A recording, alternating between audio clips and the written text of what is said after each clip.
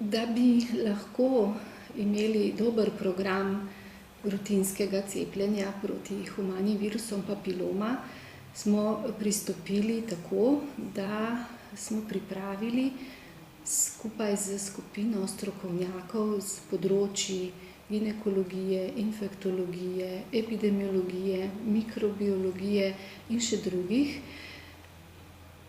predlog take strategije, v kateri bi zajeli tiste starostne skupine, pri katerih je tako cepljenje najbolj smiselno, in da bi imeli tako organizacijo cepljenja, ki bi prinesla možnost tudi za ocenjevanje uspešnosti tega.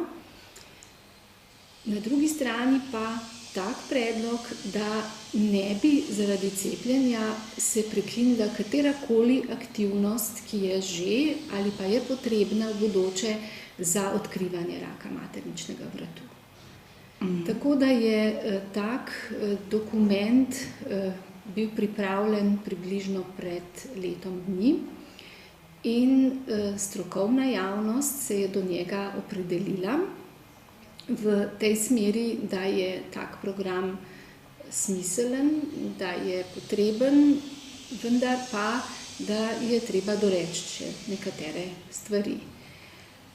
Do te oblike dokumenta se je opredelil tudi zdravstveni svet, ki je ob tem, da je podprl to približevanje dobremu programu rutinskega cepljenja proti humanim virusom papiloma, še želel, da se dokončno opredelijo nekatere aktivnosti oziroma pomembnosti tega programa. Predvsem je potrebno še opredeliti natančno starostno skupino ciljne populacije, to je deklic, ki bi v ta program vstopale. Treba je opredeliti tudi, katero vrsto cepiva se bo uporabljalo, kajti ta trenutek imamo na razpolago 2 vrsti cepiva. Eno, ki vsebuje 4 genotipe virusov papiloma in eno, ki vsebuje 2. Opredeliti je treba tudi še, kako bo to vrstno cepljenje spremljalo gradivo za cepljene osebe, gradivo za njihove starše in kako bo sama zdravstvena stroka vodila ustrezno dokumentacijo. Želeli bi imeti povezavo med cepljenjem, to se pravi podatki o cepljenju, in pa med podatki, ki jih dobimo iz presejalnega programa raka materničnega vratu, in pa to, kar sedaj poteka in bo dalo odgovore na prej našteta vprašanja, to je pa študija, ki bo povedala o ekonomskem vidiku tega cepljenja, se pravi farmakoekonomska študija. Kdaj bo to znano, če vas smem prekiniti? Po mojem vedenju tovrstna farmakoekonomska študija poteka in naj bi bila končana do konca leta. To študijo je naročilo Ministrstvo za zdravje in tako kot sem rekla, predstavljamo si, da bi lahko dala ta študija odgovore na to, katero od cepiv bo smiselno vključiti, katera starostna skupina je tista, ki bo od predlaganih, ki jih je stroka predlagala, imela največjo uspešnost. In tovrstne študije ponavadi seveda potem pomenijo usmeritev za politiko in pa za finance, da se ustrezno pokrije. Kdaj mislite, da bo nacionalni program zaživel? Težko je dati ta odgovor, zato ker so pač odprta še ta vprašanja in tudi težko je naprej predvideti, kako se bodo postavile prioritete v preventivnih programih, vendar to, kar nam lahko ponuja dober program, ne smemo prezreti, zato mora biti pripravljen dobro, mora imeti vse elemente dobrega programa, Brez trdnih stališč je lahko program ogrožen, tudi brez trdne finančne konstrukcije, in to ne samo enoletne, ampak pač take vzdržne finančne konstrukcije.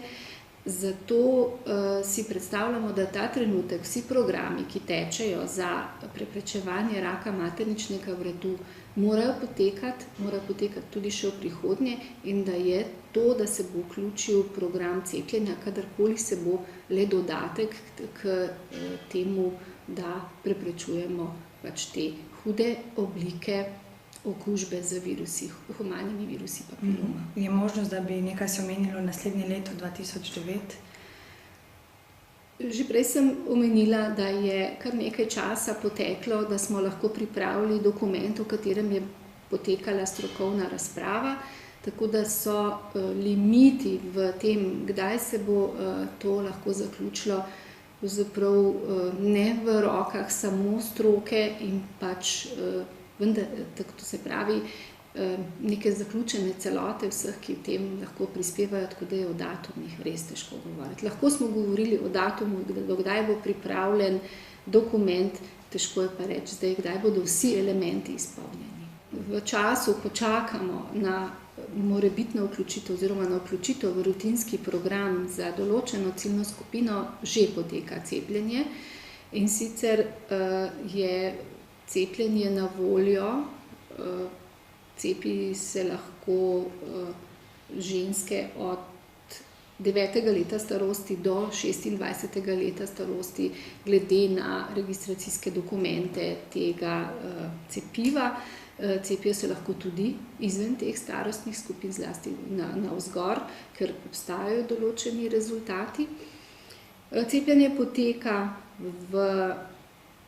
pri ginekologih, v zavodih za zdravstveno varstvo, pri drugih zdravnikih, tako da je na voljo, in kar nekaj informacij o tem je moč dobiti na spletnih straneh. Sicer pa je, kot rečeno, vsaka cepljena oseba mora biti ob cepljenju poučena, kaj cepljenje prispeva k njenemu zdravju, oziroma katerih aktivnosti se pač ne sme katerim aktivnostim oziroma varovanju zdravja se ne sme odpovedati in kaj mora tudi še naprej storiti. Se pravi, velja princip varne spolnosti in velja princip rednih sistematskih pregledov. Pa se vam zdi, da je teh informacij dovolj v javnosti? Mislim, da informacij nikoli ni dovolj, da se je vedno še moč kaj naučiti, zlasti je smiselno ponavljati to, kar smo že slišali. Predvsem mislim v tem potrebi, da vsak svoje zdravje zavaruje, je seveda tovrstnih informacij vedno premalo. Predvsem pa ni dovolj samo informacija, treba je tudi to informacijo prevzeti kot, bi rekla, ne samo vedenje, ampak tudi sprememba življenja, če se v informaciji ugotovi, da je potrebna, ker sicer ni uspeha. Bi priporočili cepljenje vsaki ženski do 26 let? Cepljenje je najbolj priporočljivo za tiste, ki še niso bile v stiku z virusom papiloma, kajti, in to pomeni, ki še niso imele spolnih odnosov. Tako da v tem primeru pravzaprav je cepljenje najbolj smiselno.